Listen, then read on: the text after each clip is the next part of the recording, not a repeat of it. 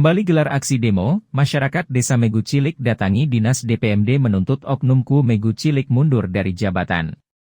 LSM CIB, Cakra Buana Indonesia Bersatu, bersama beberapa perwakilan masyarakat Desa Megu Cilik kembali melakukan aksi demonstrasi di kantor Dinas Pemberdayaan dan Masyarakat Desa, DPMD, Kabupaten Cirebon, yang sebelumnya aksi demo tersebut pernah dilakukan di depan kantor Kecamatan Weru.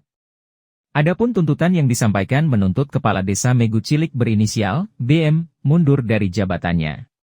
Pasalnya, karena adanya dugaan perbuatan asusila dilakukan Oknum Kades Megu Cilik. Setelah beberapa menit demonstrasi berjalan, akhirnya 10 orang perwakilan dari peserta aksi diizinkan masuk untuk berdialog dengan pihak Dinas Pemberdayaan dan Masyarakat Desa, DPMD, Kabupaten Cirebon, yang langsung ditemui oleh Kepala Dinas DPMD Nanan Abdul Manan didampingi Sekdis DPMD dan Kabid DPMD. Juga terlihat camat Kecamatan Weru yaitu Hefazi Aldari dan beberapa anggota Polresta Kabupaten Cirebon yang turut mengawal. Kepala Dinas DPMD Nanan Abdul Manan menyampaikan, mengenai adanya kasus asusila itu adalah murni delik aduan yang sebaiknya harus menempuh jalur hukum dengan melaporkan ke pihak yang berwajib yaitu kepada pihak kepolisian, setelah beberapa unsur terpenuhi. Sementara, dari pihak Dinas BPMD sendiri punya mekanisme tata cara mengenai pemberhentian kepala desa yang mengatur kepada aturan yang ada.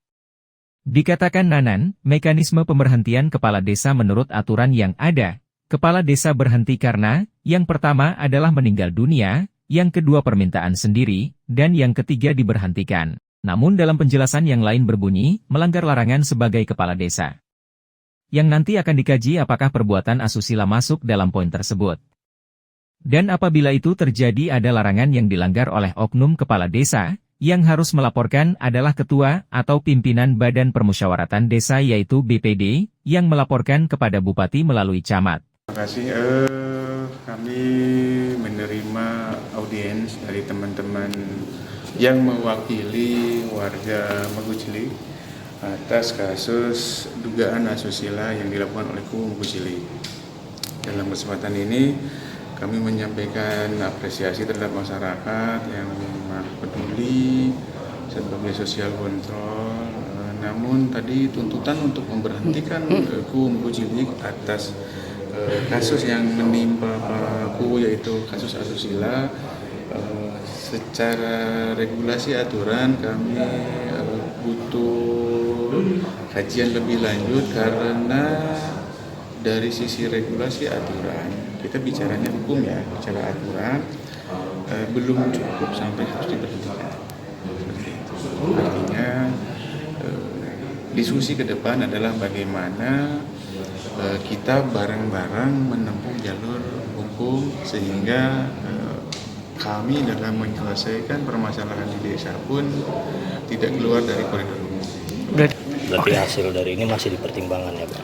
Masih perlu ada kajian lebih lanjut. Yang mungkin kami harus koordinasi dengan instansi lain dan dengan pimpinan kami. Stakeholder lainnya ya Pak. Oke siap, makasih banyak Pak.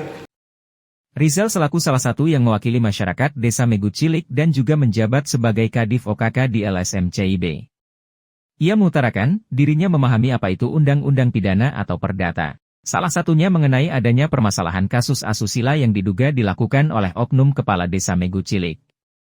Rizal menilai bahwa itu adalah sebuah perbuatan yang menjatuhkan martabat, moral, masyarakat Desa Megu Cilik dan juga Kabupaten Cirebon. Rizal juga menambahkan bahwa ketika kepala desa dilantik ada beberapa naskah yang dibacakan di antaranya menjaga etika, menjaga moral dan tata krama. Bahwa Cirebon adalah kota wali dan mempunyai leluhur dengan nama Mbahku Sangkan Cirebon, jangan sampai nama gelarku dinodai oleh oknumku. Untuk hari ini kegiatan aksi kita berjalan lancar, ya, diterima baik oleh Kepala Dinas DPMD Kabupaten Cirebon, mana hari ini Dinas mengatakan bahwa mereka sebenarnya sudah melakukan sesuai dengan prosedur, bahwa kalau mengarah pada laporan masyarakat, ini ranahnya ranah pidana. Betul apa yang dikatakan oleh Kadis seperti itu.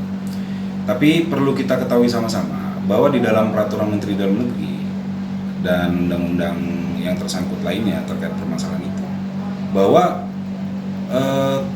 kepala daerah itu bisa diberhentikan atas 3 hal. Yang pertama itu meninggal dunia, kedua mengundurkan diri, yang ketiga diberhentikan. Memang banyak orang berasumsi bahwa diberhentikan hanya ketika dia tersangkut masalah pidana.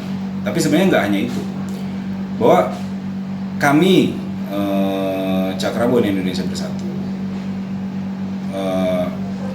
lebih kepada spesifik pemberhentiannya gitu. Bahwa tidak harus mengenai ranah pidana pun menurut kami, asumsi kami itu bisa. Karena ketika KUU itu dilantik, sudah disampaikan kepada KUU bahwa ada norma-norma yang harus dijaga. Baik perilaku, baik kesehariannya gitu, kesehariannya termasuk perilaku juga tadi.